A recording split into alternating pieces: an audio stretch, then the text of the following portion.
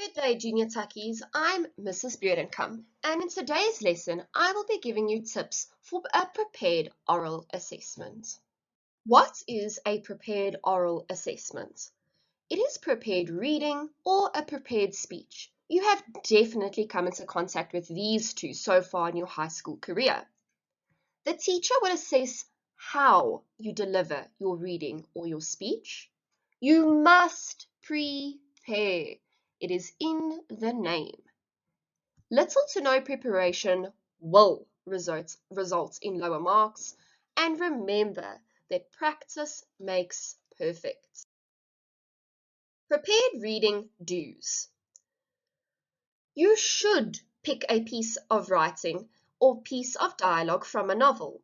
Dialogue helps you change the tone of your voice to suit a specific reading piece. Remember to look for tone indicators. For example, she shouted, "Help me!" Maintain a consistent and regular eye contact. Do not look up and down or at your friend or at the class with an erratic eye movement. This is very distracting for your marker. Remember to project your voice. This isn't just speaking louder, it is doing it from your stomach. Hold in your stomach and project your voice outwards. Remember to try and pace yourself through your reading and avoid rushing. Remember to stand still. I know this is tricky, but it is a formal speech that you're going to be doing, so we need to stand still. Remember to enunciate your words correctly. If you don't know how to pronounce a word, ask your teacher beforehand, or you can even Google it. And then one of the most important things is to try make that reading piece come to life, that your teacher or your assessor is sitting at the edge of their seat. Prepared reading don'ts. Don't pick a reading piece from a non-fiction or a self-help book. Autobiography is okay, but remember to always look for a little bit of dialogue. If you are going to pick from a non-fiction or self-help book, and it's the only book in your house, please try look for something on the internet rather, or take a visit to your local library.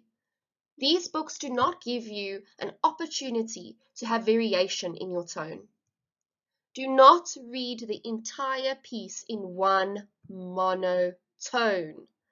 I'm sure that you can think of a teacher in your past who spoke in monotone and how incredibly boring that class was.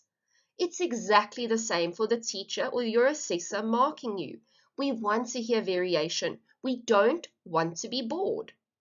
Then, don't make inconsistent and erratic eye contact. If you have not prepared beforehand and you are nervous, you might look up and down from your piece of writing or piece of reading to your teacher very quickly. This is very distracting for someone who's watching you read. You need to practice beforehand and almost time when you are going to look up at the teacher. Try avoid rushing through your reading piece because you are nervous. I know this is really difficult, but you do need to get those nerves under control. It truly is a lesson in life that you're going to use as you grow up. Don't move around. Don't swing your legs or speak with your hands. And then don't avoid unfamiliar words because you don't know how to pronounce them. Please ask your teacher beforehand, or as I said in the previous slide, you can Google how to pronounce it. What assessors are looking for? Firstly, the learner must have some knowledge of their reading piece. Who is the author? The title of the novel, and just a short little synopsis. Then we also look at if the learner is projecting their voice correctly and clearly. The learner must maintain regular and consistent eye contact. The learner must also make use of different tones of voice while reading. This helps the piece of reading come to life. The learner remains still while reading. And finally, the learner has used a consistent pace throughout their reading piece. This is an extract from F. Scott Fitzgerald's novel, The Great Gatsby. You will see that in this extract that I've highlighted tone indicators. Listen to how I use my voice and vary the tone. Listen to how I pause to create effect and how I pace myself through this piece. Typically, in grade 11, you should be preparing at least 2 pages for prepared reading. "I'm sorry about the clock," he said. My own face had now assumed a deep tropical burn. I couldn't muster up a single commonplace out of 1,000 in my head. "It's an old clock," I told them idiotically. I think we all believed for a moment that it had smashed in pieces on the floor. "We haven't met for many years," said Daisy, her voice as matter of fact as it ever could be. 5 years, next November." The automatic quality of Gatsby's answer set us all back at least another minute. I had them both on their feet with this desperate suggestion that they help me make tea in the kitchen when the demonic Finn brought it on a tray. The dreaded prepared speech. Now I know you know what a prepared speech is. This isn't your first rodeo.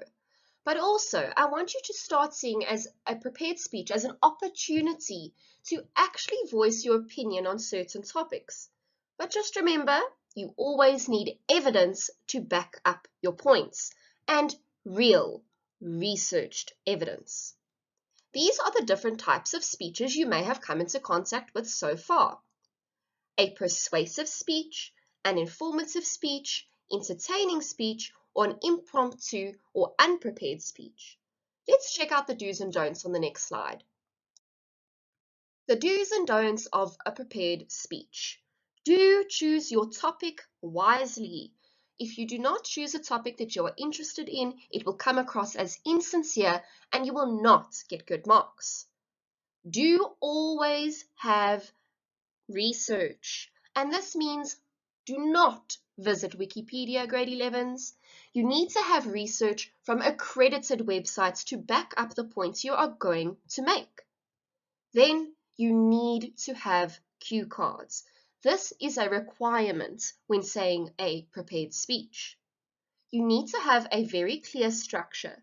You need to have an introduction, you need to have a body, and you need to have a conclusion. But we'll get into that a little bit later. You need to practice, practice, practice, grade 11s. Practice really does make it perfect. Please try practice in front of someone. And if you don't have anyone to practice in front of, try recording yourself there so that you can hear your tone of voice. You can hear where you are pausing, and perhaps you can even hear where you are rushing. Then always try to maintain a steady pace with pause for the audience to react. By pausing after asking a question, you are inviting the audience into your speech. You are inviting them to take part in your speech. Always maintain a consistent eye contact with your audience. You may have been taught in past years or even in primary school to look just above someone's head. Unfortunately, that isn't going to fly in high school. You can see if someone is looking above your head and not into your eyes. A top tip over here is to look at the person's collar or to look at their chin. It looks as if you're making eye contact. Then remember to stand still. I know this is difficult, especially when you are nervous, but this is a formal speech. Then you should engage with your audience. Ask them questions. Tell them top tips. And then one of the most important things is to maintain the correct register. When you are saying a speech in front of the class, it is still a formal speech. You are not going to use slang or colloquialisms because you are being marked for assessment. Then, don't pick a topic you're not excited about. As I just said, it will not come across as sincere, or it's going to come across as you reading and citing lists or citing evidence from a website. Research must be present. You cannot say a speech without research. We always need evidence to back up everything that you do, and you've learned this in the literature essay and in the argumentative essay. Avoid an unclear structure. Your audience must feel your introduction ending. They must understand that your body is starting, and then the conclusion is one of the places where students or learners often fall off the bus. Remember to make that conclusion. You can even ask questions like a call to action. Then, do not write your entire speech on your cue cards. I know this is very tempting, but what is going to happen is that you're going to get nervous, and this is going to lead into my next point. You are going to get nervous, and that is perfectly fine. Everyone gets nervous. But what you resort to doing is reading the speech rather than actually taking on the emotional toll or the nervousness that you have standing in front of a class, and then you start to read those cue cards. It's better if you ask to restart your speech because you are a little bit nervous than actually start reading it. Then you should also avoid rushing through your speech. You need to give the audience time to listen. Think about a teacher in class who teaches too fast.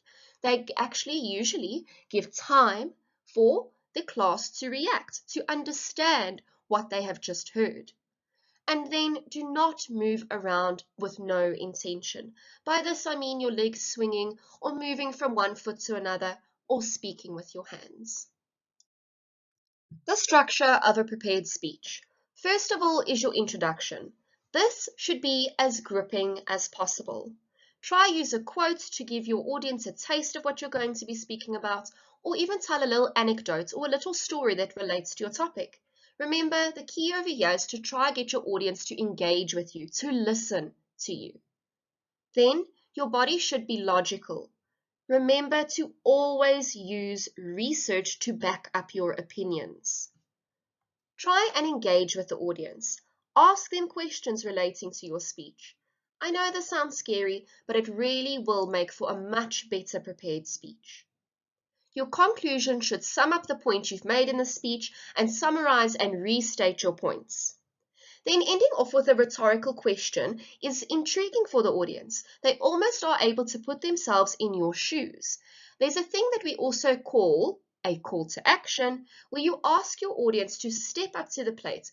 Perhaps you were doing a prepared speech about global warming or climate change, and you want to get them to call to action, to step up to the plate and make a promise about maybe using less electricity. It's all about being engaging and getting people to listen to you. Let's get a little bit deeper into the structure. Let's look at anecdotes. An anecdote is a story told about a topic or to introduce a topic to the audience. It's useful to to draw in your listener and to get them engaged. This story must be directly related to the topic, or you will lose your audience and they'll think you're telling a random story. Remember, short and sweet. You don't want to make it too long because people will stop listening to you. Then, integrating your quotes. Your quotes must be seamlessly inserted into your speech. It cannot be a dribble of quotes over here and a dab over there. Then, your quotes must be on topic. Otherwise, it's going to seem very irrelevant. Then, make sure that your speech flows. This goes or ties in with the points that I said before, that your quotes must be seamlessly inserted. Then, dash here and there, not the entire speech. You do not want your marker or your teacher to think that you've only been saying quotes about your speech and not been given actual points. Then, the role of register and purpose.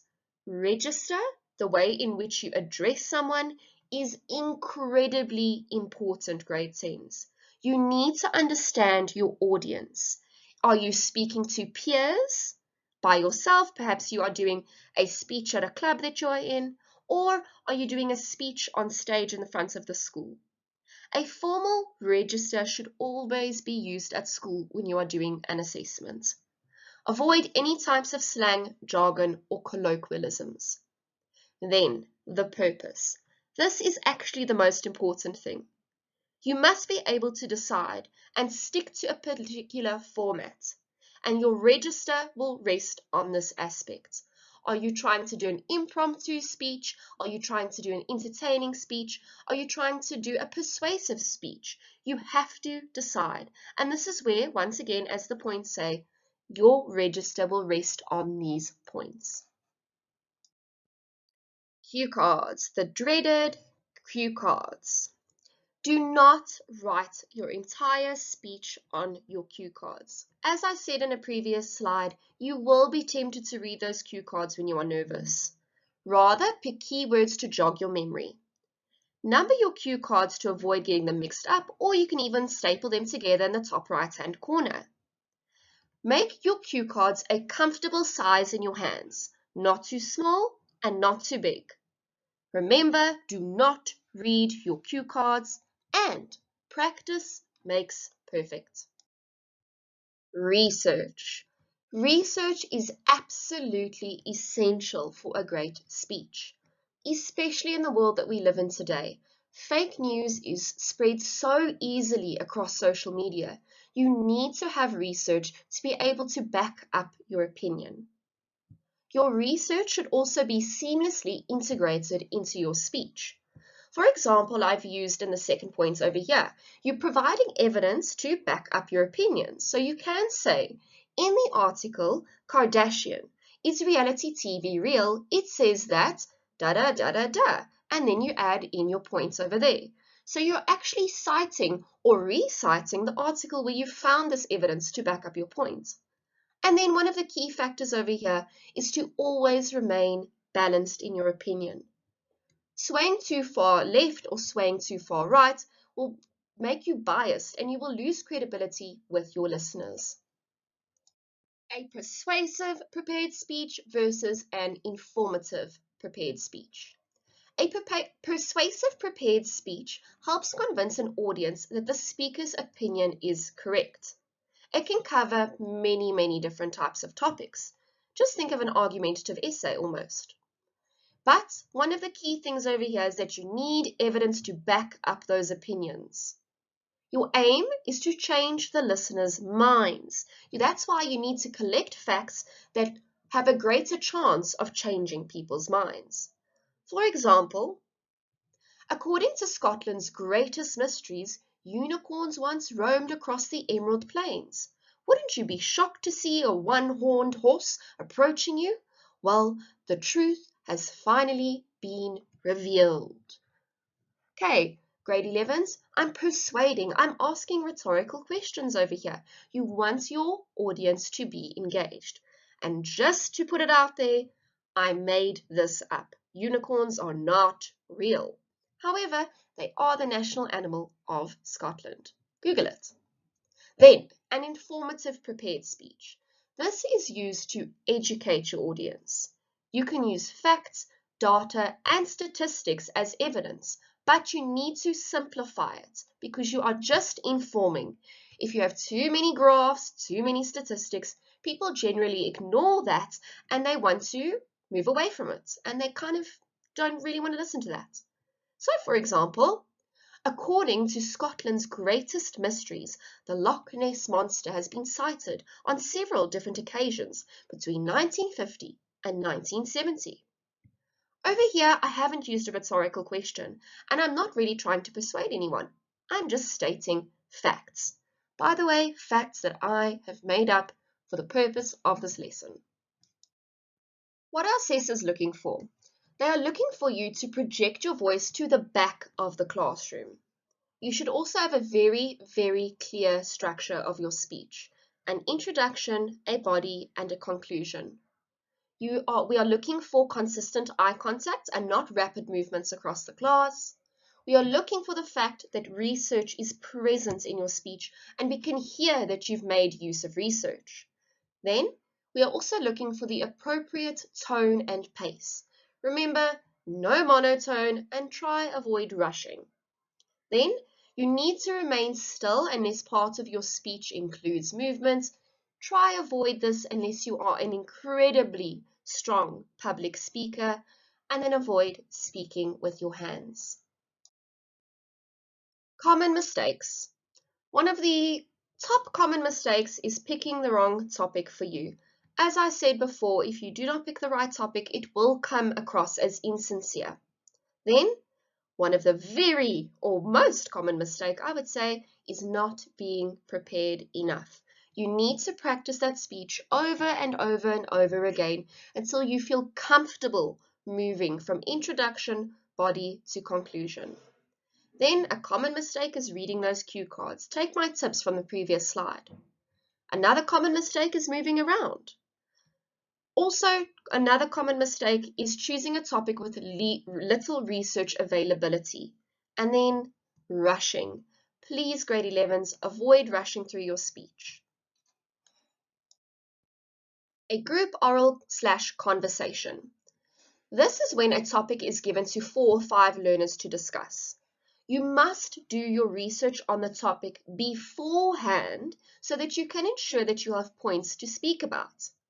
One of the most important things about a group conversation is listening. You need to listen to what your other group members are saying and listen to what questions they are asking.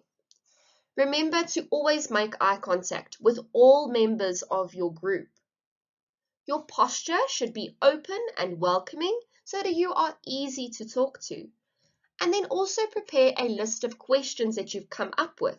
This helps guide the discussion. The do's and don'ts of a group conversation. Do come prepared. This means research, notes, and questions. This leads me into my next point. You need to ask questions. You have a responsibility to form part of the discussion, so you need to ask people questions. You need to make eye contact with all members of your group and not focus on one person or your teacher or assessor. You need to listen very carefully as to where the discussion is going, and you need to have a balanced stance. You cannot be biased towards one side of an argument. Then don't expect one group member to lead the discussion. You are part of the group just as much so as the other person. You all have a responsibility to lead the discussion. Do not only engage with 1 or 2 group members. You need to engage with everyone that is sitting in front of you. Also, don't attack people's opinions. If they have the facts to back up their points, you need to take it as is. Don't only make eye contact with your assessor or teacher. You must look at your group members. And then don't interrupt other members of your group. Take your time, listen to what they are saying, and wait your turn. What assessors are looking for? We are looking for the fact that you have researched this topic and that you actually have real knowledge on the topic. We also want you to use a strong tone and to project your voice. Although it's in a group conversation, you need to be heard clearly and concisely. We are actually looking for the fact that you're asking questions and that you are answering questions too. We look for eye contact with all members of the group as well as with the teacher. We also look for balanced opinions backed up with facts. You'll get this from your research. And then we are also looking for the discussion to flow freely between group members, that it's not staggered. So the first person says one thing, then the second, then the third, then the fourth. We want it to flow between all members. And then we want to see an understanding and acknowledgement of others' opinions. Combating nervousness. Now, I know saying a prepared speech or doing prepared reading is very, very nerve-wracking. Here are just some tips to try and make that a little bit easier for you. Remember, practice makes perfect. I know this sounds simple and ridiculous, but if you are comfortable with that speech, if you know that speech almost off by heart, you will be feeling much more comfortable in front of a class and in front of your teacher. Try to always read or speak in front of family members, friends, or you can even record yourself to hear what you sound like. Often what happens, especially when people are nervous, is that they speak in a monotone, and you don't hear this. So by recording yourself or having a family or friend listen to you, they can give you some tips about this. Then, just before you say your speech, take 3 deep breaths before you begin. This will help you calm your mind, clear your mind, calm down that heart rate. If you make a mistake and you are rattled, ask your teacher if you can start over. It is much better to start over than to continue with your speech, perhaps start reading your cue cards, or even rush through your speech because you are rattled. And then remember, every mistake is a learning curve. You will get over that hump one day. And that's all that it is getting over that fear of standing in front of people. And it does happen for a lot of people. Don't you worry. On the next slide, I've got a lot of resources about how to say a speech properly.